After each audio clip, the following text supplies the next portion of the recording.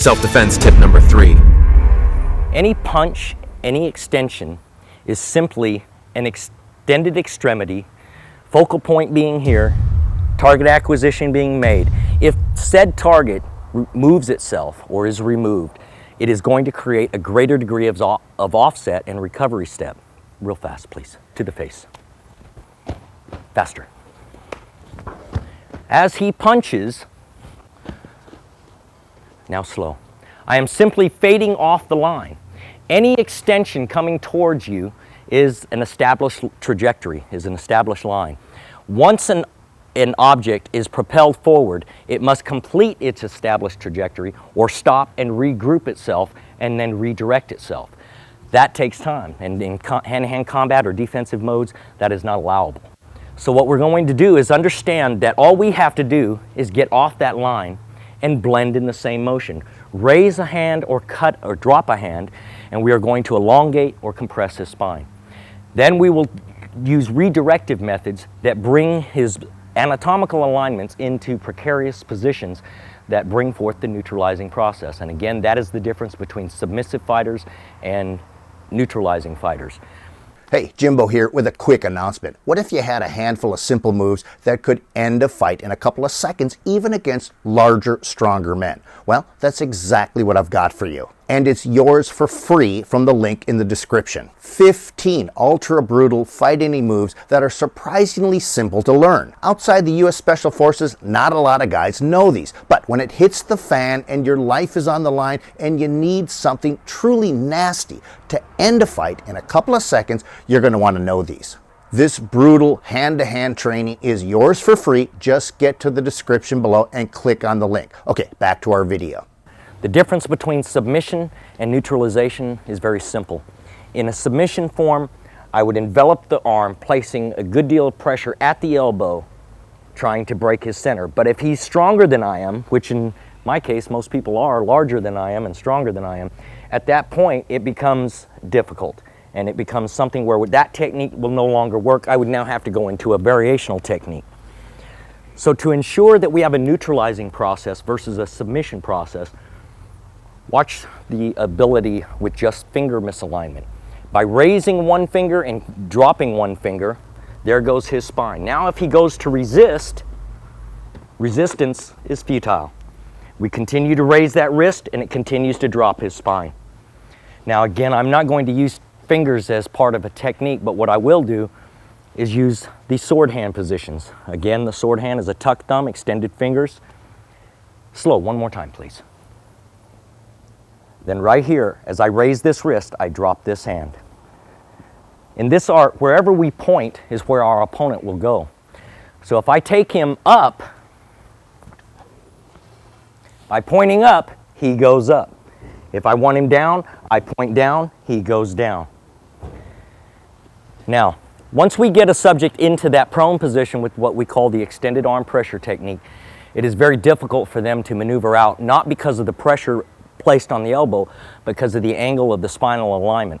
If anyone who's ever done wrestling and grappling form understands, you've got to have good maneuverability. By removing the spinal alignment, you decrease the maneuvering process. One more time, fast please.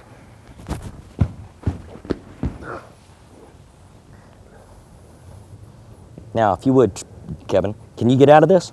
At this point in time, no. Please make an attempt. As he raises his hip to attempt to roll out, I just increase the lift. Puts more pressure, I can't move. Puts more pressure, he says, and it cannot move. That is the idea behind neutralizing physically aggressive behavior, not trying to overcome it. Self-defense tip number 2. Hey, don't forget about those 15 brutal fight enders. This training is yours for free from the link in the description. I honestly don't know how long the powers that be will allow this stuff on their platform. It's pretty over the top, but it's easy to learn. So get to the link in the description right away. Okay, so let's say he throws a punch. I use whatever technique it takes to get behind him. From a standing position, I'm going to insert the naked choke, Dakajime, again from Judo and Jiu-Jitsu. The darker side of that is when I take him down to the ground with this, when I push his feet out from underneath of him, before he hits, I simply lean forward and it snaps his neck, okay? So the technique, I'll show it from this and we'll speed it all up, okay? Once I've gotten behind him, I shoot here, keep my weight down, otherwise I'm going to get thrown in a nice judo throw or takedown. Okay? Naked choke. Now watch. As I pull him backwards, here, he thinks he's going to a choke. As he gets part of the way down, I'm just going to press forward with my body weight on his neck. So the way it looks without his body, as I pull it in, as I pull him backwards, and I press down. Okay? Do this slow. We've got to be real careful. Chad was telling me off camera that one of his father's military buddies died doing this technique, practicing. You have to remember that as we show the TRS Platinum list, these techniques, these aren't really techniques that you can practice with people because they have that potential to kill and kill rapidly. If you practice, you can potentially kill a loved one or a friend. So what I say to you is that you practice this almost in a shadow boxing form or in extremely slow motion with an absolute trusted friend, and you watch carefully before you apply these techniques. You have to remember that. Keep that in mind because these techniques can take a life like that. So I've gotten behind my man. I insert the naked choke, just slipping the right hand behind her. I'm not going to get up off my feet because he's going to throw me. I'm going to stay back, bring a leg back, hand over the shoulder. As I bring him down, let's take this nice and slow. We'll be real careful. As he gets into that crimping position and I start to choke, I'm going to push forward right here. As I push down, again, my wrist works as a fulcrum. It pushes the head off the top two vertebrae, and by the time he hits the ground, he's dead. Okay? Number 1. Recently, I've been doing a little personal inventory and research on what people's fears were. As I've discussed many times already, one of the bigger fears is the push and punch, the guy that bull rushes you. And, you know, I've talked to a lot of people that, what about the guy that just throws that big looping right hand? And I tell you, a lot of people don't know how to defend that right hand. Now, if you jump up inside of those guys with our, with our crash positions and our elbows, that's going to work for you pretty well. Okay? But I'm going to run 3 scenarios by you that I think work really well in kind of shutting down that right hand just a little bit. So what I'll do is ask Roger to come back in and join us. All right. So Roger, okay, the first thing we're going to do is when the right hand comes is most people don't throw a straight right hand. They kind of loop and wing it. It's just the way it comes off in the street. Like I said, let it come to you. Let the hand come to you. We're already in our crash position, but this time, in addition to that, what I'm going to do is go right inside the bicep, right in here. You've got a series of nerves, and these are very sensitive. And you'll probably see Roger react a little bit to this, but it creates a lot of pain. So it's almost a block and a punch that go at the same time. I throw my hands up, let the punch come to me, I twist, turn my body, and I'm physically going to corkscrew my knuckles right into his bicep. So when Roger does that, I do this. Bang, go ahead and speed up the punch. It comes in, and we hit. So he can't even stay in there, right? As soon as we hit it, it's going to sting him really bad. It's going to cause a stinger. Then my elbow is already blocking in case he decides to throw the other hand.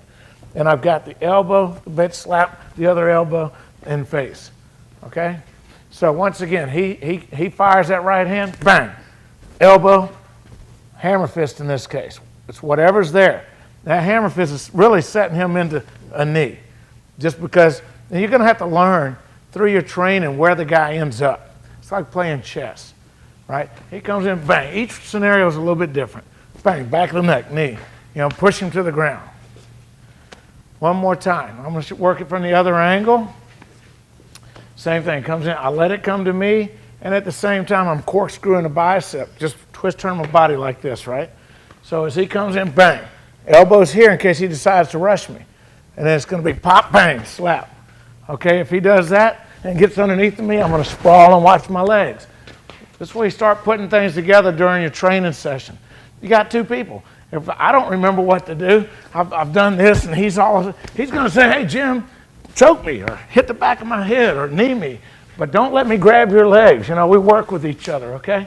And that's the way you learn. It eventually becomes very natural, just feeling where the guy is. But you got to know where you're going in the beginning. He throws the right hand, block. And remember, when you block it, you're protecting your jaw. Usually these elbows and these fists are going to take care of it. I can slap him right in the face like that. You know what that's going to do?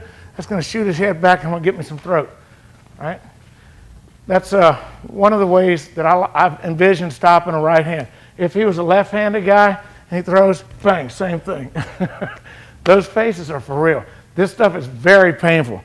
Hold your hand like that and let your buddy just hit you right here. It hurts, guys. It will stop you dead in your tracks, right? Okay, the next thing I want to do, and I'm going to move Roger this way. We're going to have to work both angles. Okay, the right hand comes. We're just going to parry the right hand off. And then I'm going to close in. It's kind of a little bump and grind thing I do. We're going to take the other hand and push this way. But I'm going to let that hand slide right down him. See, I'm blocking with my body now. And I'm holding this shoulder so he doesn't spin on me. And I'm going to go bang and hit him in the groin. Just going to take my hand, hit him in the groin really hard. Then I'm going to take my hand, I'm going to do the bitch slap right in his face, bang. The head's going to go up, and then you're just going to hit the throat and rip and tear, right? When you're ripping and tearing on the throat, first of all, when you hit, it's possible you may cave the windpipe in. That within itself is going to shut this fight down. If they can't breathe, they're done. So after you go here, bang, you can either take the throat if it's available or shoot for the eyes, knowing the head's going to go back and back into the throat. Make sure you always hit the throat first. And then I like to take my thumb, go behind the Adam's apple, and just pinch it off and rip, okay? So you just kind of grip, twist, and turn and pull. That's how you're going to handle that. So when he comes in, once again, I'm doing this, bang, slap, and it's pretty much a done deal. If I want to throw him on the ground, probably be able to do that. Get a reverse angle. As he comes in, he throws, I block here. Once again, it's just like this, slap, just push. Don't push way over here. Don't let your hands get too far from your face, just slap. He can heat that punch up a little bit, slap, right? Once again, change angle just a little bit. He shoots a punch, and you want to move your head. I have to tell you, always move your head in case your block doesn't work. If I'm standing here, he punches at me, move something, right? So don't just stand here like a robot and go, oh, he still hit me, right? So when he punches, I move a little bit, bang, right? The other hand circles underneath. And all it does is this. It's two moves, bang, and I'm already to the groin. I actually got some that time. Back to the eyes and back to the throat, right? So it's just like this, block, move your head, block. So it's same hand. If his right hand's coming in, it's like looking in a mirror. I'm just going to push it to the inside. If he shoots his left hand, I'm just going to push it to the inside. And as I push it to the inside, his other hand slips up above his elbow as I'm getting close to him, and then come right down here. So if you want to speed that up a little bit, he shoots the right hand here, bang, right? I can go back here if I want back here. But you've got all kinds of great things that you can do if you get close to him. Remember, I'm sitting here, I look up, and I know it's coming, right? It's coming. He shoots again, bang. Always go to the groin, get him bent down. In his case, he's very aggressive. I'm going to end up doing something a little different, but as long as you get a good groin shot down, you can even grab it and just bust it, just squeeze him till he's on his knees. Okay, just to follow up on what our defenses against looping or just wild-ass right hands, the first defense was we're going to corkscrew. Now, Roger's going to work a little bit. Remember, we're just going to twist, turn our body, and I say corkscrew into the right in here, the lower part of the arm, just below the bicep and above the elbow. It's really painful. So when I start swinging, boom, he's in, and he's really in. Once he hits, he's twist turning his body and blocking out my next potential punch. And he's raking me, and he's cracking me with either a hand or he's going to be hitting me with a hammer fist. And in this case, I'd probably use the hammer fist because it's already there. That'd probably take me on down. It feels pretty rough. So it's block, hit, hammer fist, bang. I'll tell you what, that hammer fist, he's actually landing that hammer fist right back here. And I want you to know that's serious business, right? So that's what we want to practice. Guy throws, he's into it, block, hit, and bang. Now, if once he gets me over here, if he wants to continue to knee, then I'd encourage to work those tactics. Anytime we can get in here and he can do something, then he should do it. And then it opens up other possibilities. But when it's all said and done, he's probably going to push me to the ground, either run away or kick me a few times and then run away. Make sure I can't re-engage in the fight, remember? Okay, the next one, we do our little blocks. where he parries it to the inside, he goes to the outside, he slaps to the groin, he comes up to the eyes and face, and he slams into the throat and then rips. And then whatever after that happens. If I was pulling back down this way, I may pull down and start hammering to the back of the head because those really hurt. Okay, so we speed it up a little bit.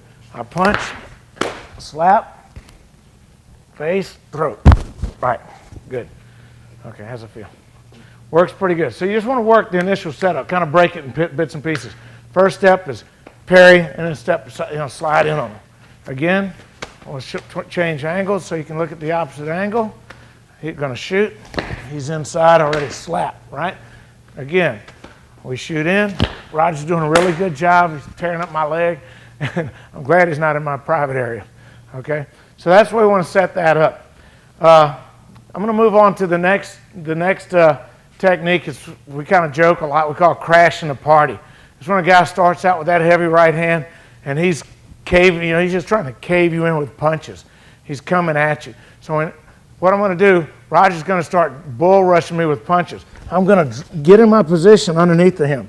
Okay, one more time. When I get into this crash position, I want to keep my hips lower than his.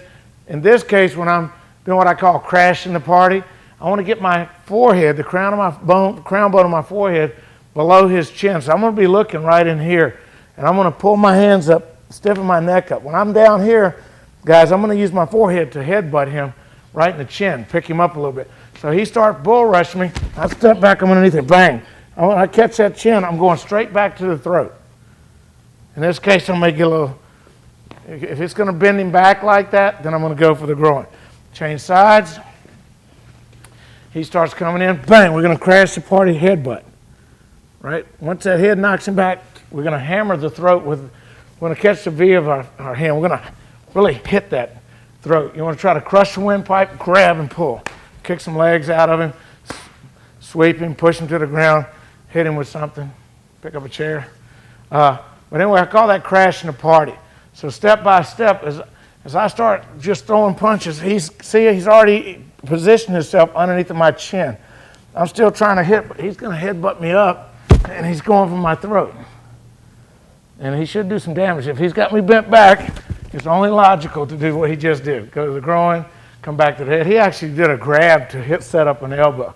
I've turned that around. That's a beautiful technique. Just came natural, So once again, I start throwing punches. He's in position, up, bang. He threw that grab and hits like that. Good job. I love it when they hit me. All right, so we call that crashing the party. So you just bounce around, you do this, he's down under, it's on, okay? Good job. That headbutt to the chin is going to pretty much put you out of business. It's going to open up the groin, it's going to open up the throat, and it's pretty good technique for a guy that just wants to come running at you with a bunch of punches. Remember, you hit your brace position so you can't push him off balance. Hit your brace position so I can't push you off balance, right? Again, and this is where you want to practice. These arms are actually moving me. See, and if I'm throwing punches, it's not going to be effective. Okay? He's just bull rushing me right back with his head right. What it's doing is disrupting what I had on my mind. I'm coming at him. All of a sudden, I'm in trouble here. Like, damn, this is not working out the way I wanted it to. And that's what you want to have happen. Good job, Roger. Final notice about the 15 brutal fight enders. It's simple, easy to learn, and devastatingly effective training taught to special forces, but typically not to civilians. You can get it for free in the description. Just hurry. I doubt this is going to be around for long, so I'll see you over there. Thanks for watching our video lessons here at TRS Direct. Hit the like button down below and consider subscribing to our channel here on YouTube. Hit the bell icon and we'll send you a notification when there's a new lesson available. Thanks again for watching.